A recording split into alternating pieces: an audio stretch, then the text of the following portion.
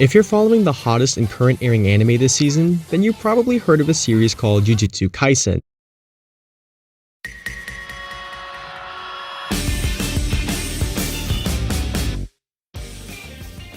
I doubt you haven't heard of it by now, given that it's trended on Twitter multiple times and it has a rapidly growing fanbase. Not to mention, there was a lot of hype for the anime before it even began, with many fans, including myself, claiming it would be the next big thing. But why exactly was there so much buzz for Jujutsu Kaisen? Well, to put it simply, the manga is just that good. Now, of course, a good or popular manga would get an adaptation, that's a no-brainer. But I'm being serious when I say this series gets all the basics done right. The art style is great and fits the tone of the story, and the paneling is sublime because the mangaka, Akutami Gege, is a master of it. And the writing is an aspect that you just can't ignore. Aside from good storytelling and characters, the series subverts many tired shonen tropes and handles mature topics well for what's considered an action shonen. In short, it's a blend of everything familiar made unique. But how can I prove that this is as great as I'm hyping it? And where do I think all of this is best showcased? Well, for that, look no further than the Hidden Inventory arc. On first read, I was already enjoying the series up to this point, but this arc was the one that blew me away. It's what really elevated Jujutsu Kaisen from good to one of the best I've read, to the point I'd even consider the series a masterpiece of the shonen genre. Now that might be a bit bold to say, but why don't I give you a rundown of this arc and explain why exactly I hold it in high regard. Before we start though, this will be extremely spoiler heavy, so if you don't want to get spoiled, either read manga chapters 65 to 79, wait for the anime to get to this point, or just click off right here. And for those who do wish to stay, let's get right into it.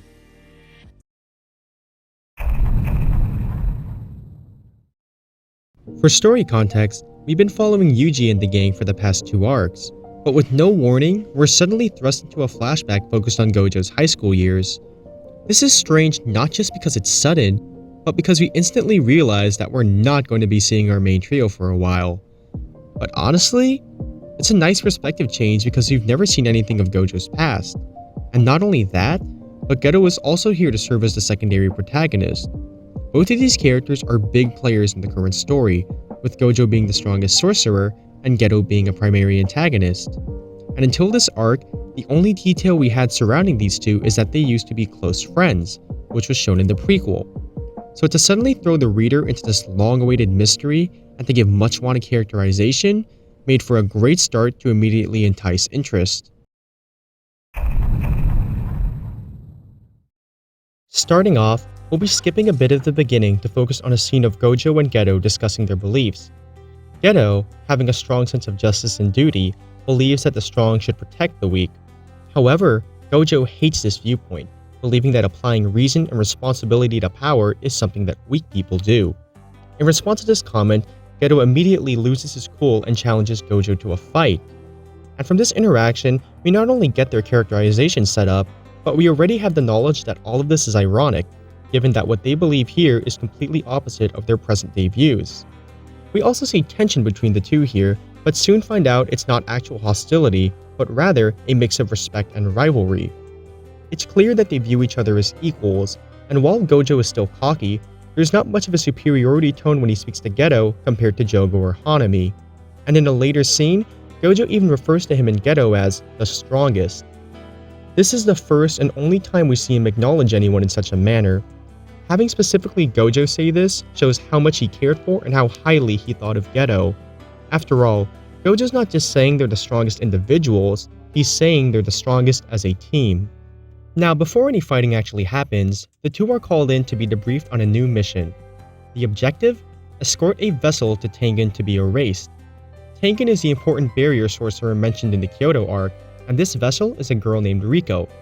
Currently, Riko is being targeted by curse users and cultists from the Time Vessel Association, which is why our protagonists are needed. And in the meantime, to make sure that Riko is killed, the cultists hire a mysterious man named Tojifushiguro. Now, if you think that name sounds familiar, then you'd be correct.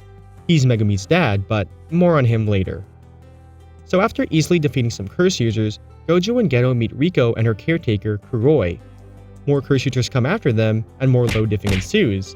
But in the middle of one of these skirmishes, Kuroi is kidnapped in a cliffhanger ending, which leads to questions like, how is the gang doing to save her? Is she okay? Is she going to... Wait, what? So on my initial read, I thought this is a horribly done writing choice, because immediately after this conflict is introduced, it ends. Literally. The next chapter starts with some emotional buildup from Riko, who's ready to save her best friend. But after 5 pages of that, it's resolved with a jump cut to Kuroi suddenly back with the rest of the gang. This annoyed me because it seemed jarring and ultimately unnecessary. However, after rereading this arc, I realize now that this is a very interesting writing choice, and I'll go into why real soon. Anyways, now that Kuroi is safe, the gang enjoy a mini vacation before going to Tengen's place. Everything's gone smoothly, and Riko's about to be delivered safely. Oh, yeah. This is where it all goes downhill. Until this point in the story, Gojo and Geto had been making short work of anyone who came their way. So rather than continue to show fodder being defeated via rinse and repeat, Gege made the fodder who kidnapped Kuroi appear to be so irrelevant that they were skipped over. It's an interesting way of implementing show, don't tell, by literally not showing. And in retrospect, it also makes for a funny and confusing jump cut to troll the readers. But since Gojo and Geto have been shown to be insanely capable, continuously showing how strong they were set them up for an even greater fall when Toji blindsides them. And by them, I mean Gojo. Now despite me saying that these kidnappers were fodder, they weren't. I lied. It's revealed that the culprit was actually Toji, obviously, who staged this ploy for Gojo to lower his guard by giving him a high-stakes, easy victory scenario. So not only do we still get the effect of our heroes falling from grace, but there was actual story purpose for this omission, to exist as a red herring and to keep Toji hidden in the shadows until he needed to appear.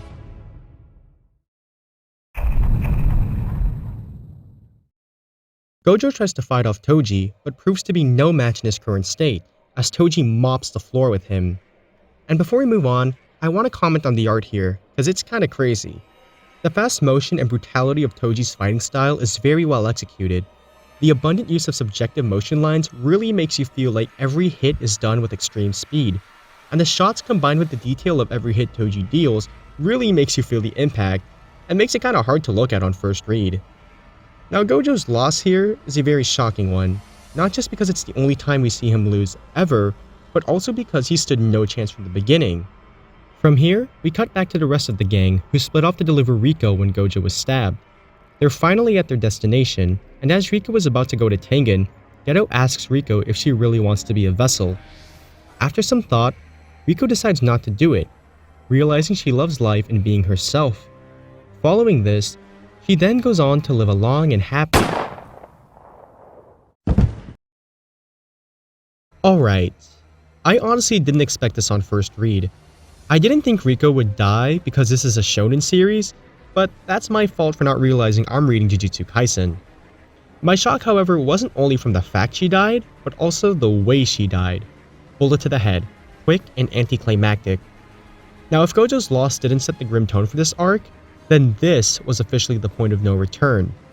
And after seeing this, an enraged Geto takes on Toji in another one-sided battle. Victorious in all fronts, Toji takes Riko's body to the cultists to get his money, and then goes on his way to live a long and happy So, Gojo's back, after using some reverse curse healing techniques of course. Toji is a bit surprised to say the least. Regarding the imagery and implications of Toji and Gojo's fights, both of them actually play out pretty similarly. In their first match, Toji rigged the odds in his favor to overwhelm Gojo, giving him the higher ground figuratively. Throughout this fight, Toji can be seen standing above Gojo on rooftops and shrine gates, showing he also had the high ground literally. The same goes for Gojo, who from his point of view is shown either below Toji or on even ground. But even on level footing, Toji still defeats him without suffering a single scratch. This changes though when we get to their rematch. The trope of being above someone is still there, but now the roles are reversed, with Gojo having the high ground figuratively and literally. But unlike Toji, who had to stand somewhere higher than Gojo, Gojo effortlessly floats above him using his infinite technique. It's with this role reversal and imagery that the stark contrast between the two's worlds are clearly shown. In the end, Satoru Gojo will always be above Toji. Aside from imagery, we do get in-depth characterization and motives for the two. During the first fight, there was one page dedicated to Toji's past. It focuses on when he visited a young Gojo to witness his abilities. Kid Gojo notices Toji behind him, and this greatly annoys Toji. That was all that was on the page, and while it seemed random and confusing at the time, this fight recontextualizes both that flashback and Toji's character. Near the end of the fight, we see Toji reflecting on his life. Like Maki, a heavenly restriction was placed upon him so that he had zero cursed energy, but was instead granted superhuman strength and durability. The Zenin clan, not accepting of anyone with no potential in Jujutsu, treated Toji like he was inferior. Because of this, he left the clan to run away from that discrimination and start a new life. But deep down, he still had resentment for the society that wouldn't accept him. At first, he took the job to kill Riko just for the money, but subconsciously, he wanted to defeat Satoru Gojo, the peak of Jujutsu sorcerers, to prove to everyone that he wasn't worthless. And that's where we circle back to Toji's flashback, with him looking at the peak of that discriminatory world yet again. With this new context, it also brings to light an ironic dynamic between the two fighters. Gojo, as we know in the present, wants to restructure the current Jujutsu society because of its adherence to traditional values. Toji was kicked out of Jujutsu society because of those values, which is why he's even fighting Gojo. The monster that this society created is up against the one who wishes most to destroy it, adding another layer to an already tense fight. Unfortunately though, even with recontextualized character and insane battle prowess, it's still not enough for Toji to defeat Satoru Gojo. Cause you see, Gojo is better than Toji in every possible way, from power to even character presence. What do I mean by that? To understand, we'll need Gojo's perspective during this fight. Even before the two start the rematch, we see that Gojo is acting insane and the most emotional we've ever seen him. But when the fight starts, he becomes eerily calm, and it's here that his true colors show. While we know that Gojo genuinely cares about people, when it comes down to it, his number one priority is himself. The reason he was unhinged earlier wasn't because Toji killed Riko, but because Toji bested him. Him, Satoru Gojo. And the only reason that he's at ease now is because he's finally realized his place in the world, which is above everyone else. This includes the mere human who dared to dethrone him.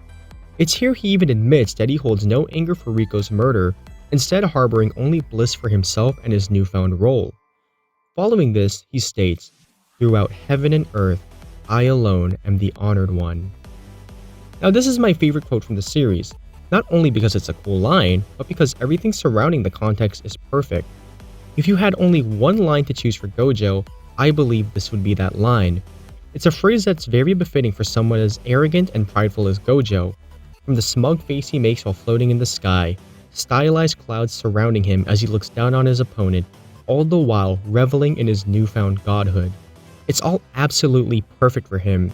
But what I believe to be the most important takeaway from this line is that the moment Gojo says this is the moment he cements himself as the Satoru Gojo we know today. And now taking a step back, we've known Gojo since the start of the series. He's the main protagonist of this arc, and now this moment defines his character fully. It's because of these key reasons that I would say Gojo absolutely triumphs Toji in overall presence and character. Switching the focus back to imagery, we find ourselves with Toji again. Throughout the fight, we see him thinking about how to counteract Gojo's abilities. He confidently thinks to himself and says aloud that he'll kill Gojo, but juxtaposed with this state of mind is a simple word that repeats itself: unease. Whenever this word appears, right below it are either panels of Toji trying his hardest to kill Gojo, or Gojo floating around, not taking him as seriously. The juxtaposition of Toji's unease plays to the strength of Gojo's ascension to godhood, as it shows the infinite gap that's now between them. And all of this stems from one word placed within the paneling. I absolutely love how something this simple can effectively play with the imagery to show a character's own feelings and dynamic with another. Entering the final standoff, both Toji and Gojo launch a simultaneous attack on each other, with Toji using the inverted spear of heaven and Gojo using his purple technique for the first time. Right before Toji's attack can land, purple obliterates a hole through his side, leaving him mortally wounded. Gojo floats over to Toji, who's still standing despite his wounds, and he asks if he has any last words. Toji looks back on his life one more time, His final thoughts are of Megumi, who's going to be sold to the Zenins. His eyes are filled with regret as he says to Gojo, "Do whatever you want." Tojifushiguro dies standing up. Before we move on, I want to touch on a theme that's prominently showcased not only in this fight, but in the arc as a whole, the theme of being true to oneself. When Toji thought he wanted to defeat Gojo only for the money, he wasn't technically lying, but he wasn't honest with himself either. While Toji thought he wanted to continue his new life, what he desired deep down was to prove himself to himself and to everyone else. The very moment he thought he wasn't living for that pride was the moment he truly lost. On the other hand, Gojo was victorious not only because he's overpowered, but because he was true to himself. While Toji tried to suppress his true feelings, Gojo never hesitated to follow his own. He didn't try to justify killing Toji for Riko's death. He was honest about wanting to get revenge for his pride, for his sake, and he didn't care how anyone, including himself, viewed it morally. It's because of this mindset that he had the clarity and confidence that led to the decisive blow. And it's because of this mindset that the true victor is the one that is always themselves.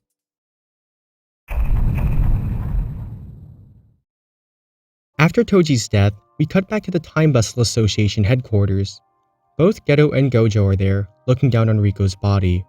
Their faces full of regret as the cultists applaud her corpse. In the heat of the moment, Gojo asks Geto if they should kill them. Geto condemns the suggestion since the cultists present aren't the main offenders. In other words, it'd be a meaningless slaughter. This conversation mirrors the one they had at the beginning of the arc, as it restates their differing ideals and thought processes. However, this time their characters are actually being put to the test. Both of them are broken, they're angry, and they're tired. You can see how close Gojo is to snapping, and you can see both frustration and defeat in Geto's eyes as he's holding back as well. It's a well-executed exchange that sets the stage for the events to come. We flash forward to a year later, where we see Gojo showing off the fruits of his training. Ever since his fight with Toji, he has become the strongest, which Geto realizes. Up until this point, Geto and Gojo had been two peas in the pod. They've had their issues, but they were always at the top together. However, since the Riko mission, Gojo left not only Geto, but the rest of the world behind. He can do any mission by himself, so Geto is no longer needed to go with him. Geto is insecure about this new dynamic, but tries not to act on it. He attempts to give logical reasons as to why his situation is alright, but in truth, Geto is left alone at a time he shouldn't be. It's a problem he doesn't want to burden anyone with, even when Gojo himself asks if he's okay. After all, Geto is still one of the strong, and it's something that he can handle himself. What I like about this is that Gege gives just enough context to determine the overall tone and implications, such as Geto's somber facial expressions compared to Gojo's confidence and carefree attitude. Geto also never says anything outright as, "I'm weak and alone now, I hate Gojo for leaving me." His feelings and reactions are played off as realistic.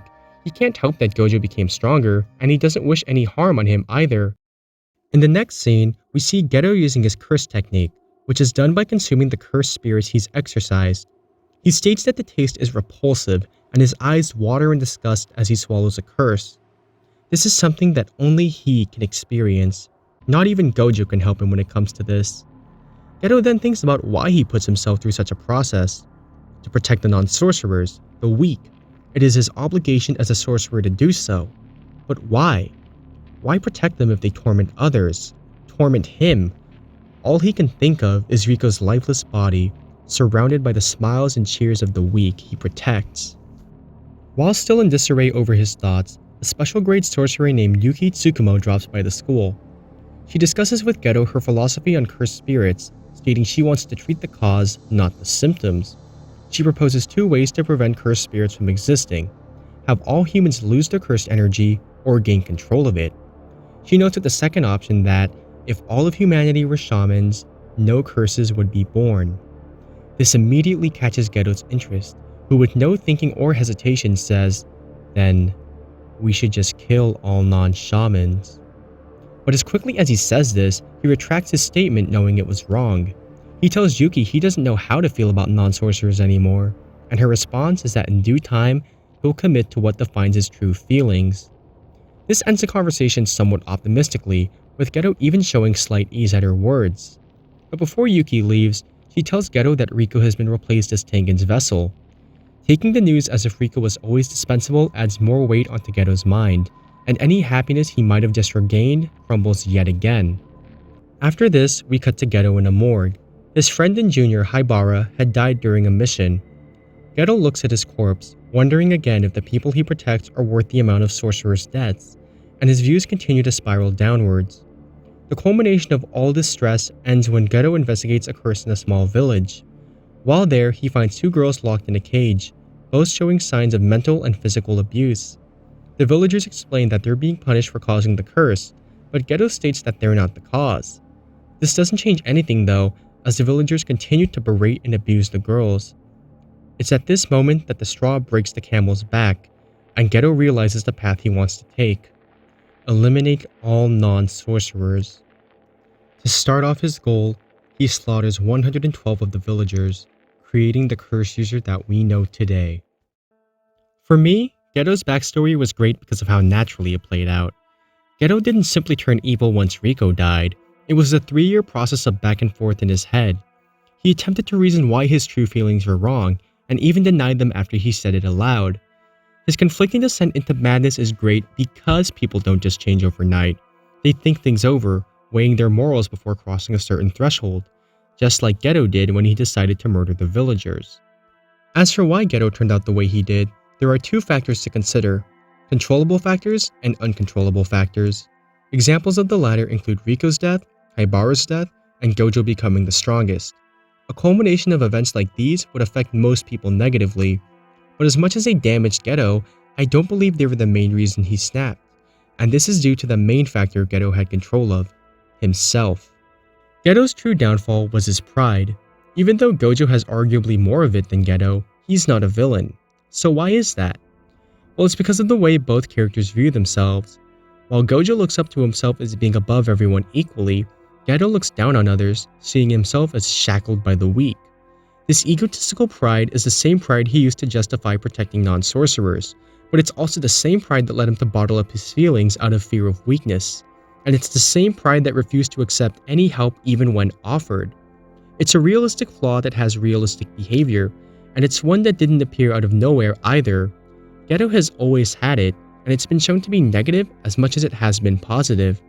Some examples of this include when Geto unknowingly called Utahime weak while trying to defend her early in the arc, and another is when he got violently defensive after Gojo mocked his ideology. Both examples reveal Geto's superiority complex and how emotional he'll get when it's challenged. This complex held the ideals and meaning that defined his personality, and when these ideals were broken, Geto was as well. After all, how could the man who spouted about meaning suddenly find himself without any? His sense of self cracked after the Riko incident, and everything else after worsened it, but what tipped him over the edge was ironically the ego he had before anything even happened. Now, despite how morally wrong Geto's actions may be, there is a silver lining for how he turned out. As stated earlier, being true to oneself is a recurring theme in this storyline, and Geto represents that in a different aspect. Instead of winning a literal battle, he instead conquered his mental struggles. Throughout the second half of the arc, Geto was extremely indecisive and unstable, bordering on insanity. And while you can still classify him as insane, you can't deny that he becomes much more content with himself and his situation. Because regardless of how anyone perceives you, trying to shy away from who you are will get you nowhere when it comes to yourself. Even if it seems taboo, if being yourself is the best way to live your life, then why not do it? That's the kind of mindset I see from Geto's perspective at least. Even if dark, I would consider Geto's new morality as a positive since he's no longer agonizing on how he wants to live. Shortly after the massacre, Gojo confronts Geto about his actions. He tells Geto how crazy and impossible his goal is, and how that in turn makes it meaningless. However, Geto flips the argument back to Gojo. If Gojo can do it, why can't he? Even if he can't do it the same way or do it as simply, it should still be possible one way or another. That's why it's still meaningful, and that's why it's arrogant for Gojo to berate his goal. Geto then asks him, "Are you the strongest because you're Gojo Satoru, or are you Gojo Satoru because you're the strongest?" It shows the, and I'm going to using this lightly, hypocrisy of Gojo's prior reprimand dictating what's possible and impossible. I also consider this quote to be the final nail in the coffin that ends their friendship. It's a culmination of all the jealousy Geto has towards Gojo, the jealousy he finally admits to when it's too late to turn back. Geto then walks away as Gojo prepares to stop him. He tells Gojo to kill him if he wants to, as there would be meaning in his death. After all, if fate dictates Geto dies now, then his plan wasn't meant to be, and that itself holds meaning. Gojo lowers his hand as Geto continues to move further out of his sight. He chooses not to stop him. I want to comment on this specific page because I think it's something amazing. The 4-coma paneling really frames the scene as if it were something out of a movie. Geto walking away from Gojo not just from his sight, but from his life. And having this chance here and now to end it before he leaves, Gojo prepares his hand to attack. But he can't pull the trigger. There's too much to process mentally and emotionally, and you can see that with the close-up of his hands. How it falters from an already half-hearted curse sign to a half-closed fist. We don't see Gojo's face here, but one can imagine what expression he might have. Anger? Sadness? Confusion? This was his best friend, the only other person he considered his equal. Was it his last sympathy to let him go despite knowing what he'll do? Was he just unable to pull the trigger? Was it both? It's never explicitly stated, and I'm glad it isn't, because the interpretations that come from all this are emotionally valid no matter the angle you go for. And even though there's one line of dialogue here from Geto, I prefer to focus more on the lack of dialogue afterwards, because even without words, this page conveys more feeling with silence alone. From here, the arc is at its close, and Gojo is still struggling with what happened. He realizes that despite how strong he is, even he can't help those who don't want to be saved. This is the moment we see Gojo grow from the completely selfish powerhouse to the selfish powerhouse who fights for a cause and a reason. What happened to Geto was the biggest change in Gojo's ideology, and it's one that continues to curse him to this very day. He realized too late that he failed his best friend. He had assumed they were still the strongest together without actually knowing he had left Geto behind a long time ago. And because of that ignorance, he never realized the effects it had on him and how it led to his downfall. But ironically, it's only now that Geto is gone that Gojo understands why he stood to protect those weaker than him. He's now ready to become serious about being the strongest, not to simply be strong, but to become the protector that Geto was, and to prevent another Geto from occurring. It's with the birth of the curse user Geto that the birth of Gojo the mentor and Gojo the protector also came about. And it's with this that we see how even as enemies, the two continue to influence and complement the other regardless of what they fight for. Following Geto's end, we see him taking over the Time Vessel Association to acquire the financial power and backing he has in the prequel. His final scene has him executing a member as a show of power. He affirms to himself again that this is the path he has chosen. We then cut to Gojo meeting a young Megumi for the first time, strong-arming him into becoming a sorcerer, which in turn sets him up for the path that leads to Yuji and Nobara. And with that, we flash forward back to the current time. The first years find and wake up Gojo, who's napping on a chair. The panel after this is the last of the arc, and it shows Gojo and his students all enjoying themselves in a heartwarming panel. Now I like to believe that when Gojo was napping, he was reminiscing about Geto and the entire flashback, and that's why he was happy to see the first years. I see it as not only a character moment for Gojo, but as a message to the reader, that despite the mistakes and regrets of the past, not all hope is lost. There are still things to look forward to in the present and the future. What happiness Gojo lost in Geto, he has since found again within his students. And with that in mind, I think it makes for a bittersweet ending to this otherwise dark storyline.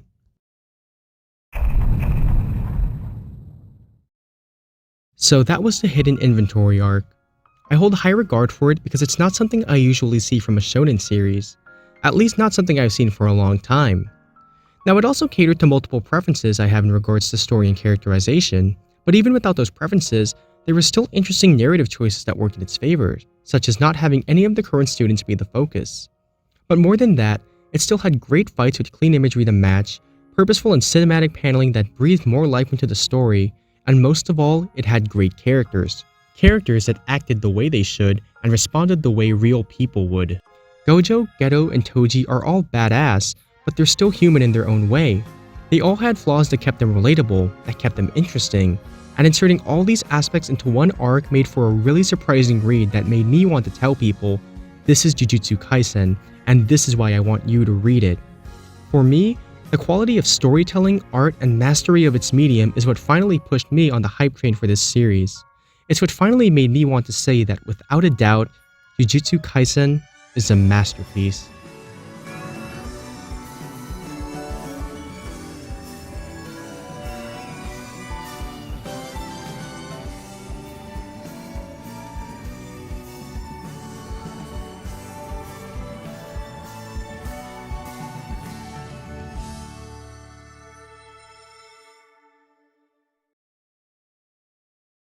So with that, I hope for those who randomly stumbled upon this that I've given you some incentive to pick up the series, and for those who do read and follow it, I hope I've given you some new insight into this arc and why I believe it deserves the praise it gets and more. If you like this video, please give it a thumbs up or subscribe if you want, but most importantly, I'd love to hear your feedback. Tell me what you like or dislike. Feel free to comment your thoughts on this video, the arc, or the series in general. I'd love to discuss with you guys about this stuff if I can. But yeah, thank you for watching if you made it this far. I appreciate it and I hope you have a good one. Who knows, maybe I'll be back some other day. See ya!